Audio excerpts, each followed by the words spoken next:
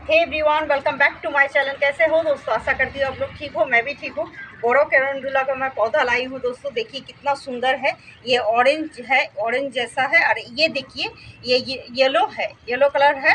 ठीक है, कितना खूबसूरत है, हल्का येलो है। और ये देखिए बीज सूख रही है दोस्तों, जो सूख गई है, जो पहले हुई थी फुल सूख गई है। तो हम यहीं से कलेक्ट कर लेंगे। बोरो कैलेंडुला का जो बीज है ना, मैं यहीं से कलेक्ट करके रख दूँगी। ठीक है, तो आप इस तरह से कलेक्ट करके रख सकते हो।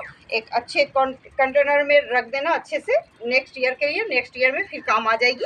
और हम इसी तरह से हर साल ऐसे ही बैठाते हैं दोस्तों। আমরা এরকমভাবেই প্রতি বছর এরকম বসিয়ে থাকি। গাছগুলো এত হেলদি, তুষ্টপুষ্ট এই জন্যই হয় বন্ধু, কারণ আমরা আগে থেকে বীজগুলোকে কালেক্ট করে তারপরে মাটির মধ্যে রোপণ করি। তাহলে আপনাদের দেখাই, শুধু করি দেখুন। এই পিটুনিয়াটাকে শুধু দেখুন কত সুন্দর। আর এই বড় ক্যালেন্ডুলাকে একসাথেই লাগিয়ে দিয়েছিলাম আমি, তো কত বীজ হয়েছে দেখতেই পাচ্ছেন। কত সুন্দর, এখনও কড়ি হয়ে আছে, প্রচুর প্রচুর কড়ি। আর কত সুন্দর লাগছে দেখতে। যে ফুলগুলো হয়ে গেছে এখান থেকেই আপনারা বীজ পাবেন। কিছুদিন ওয়েট করে যান, শুকিয়ে যাবে, তখন বীজগুলো কালেক্ট করে রাখতে পারবেন।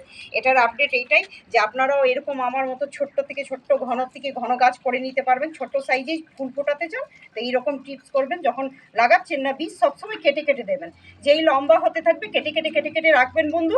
লাস্টে গিয়ে আপনারা ছেড়ে দেবেন, দি এন্ডে গিয়ে 3-4 বার কাটার পরে, কাট করার পরে ছেড়ে দেবেন। তখনই দেখবেন জমাট ঘন হয়ে গেছে। তাহলে আজকের মতো এতটুকু, টাটা, বাই বাই।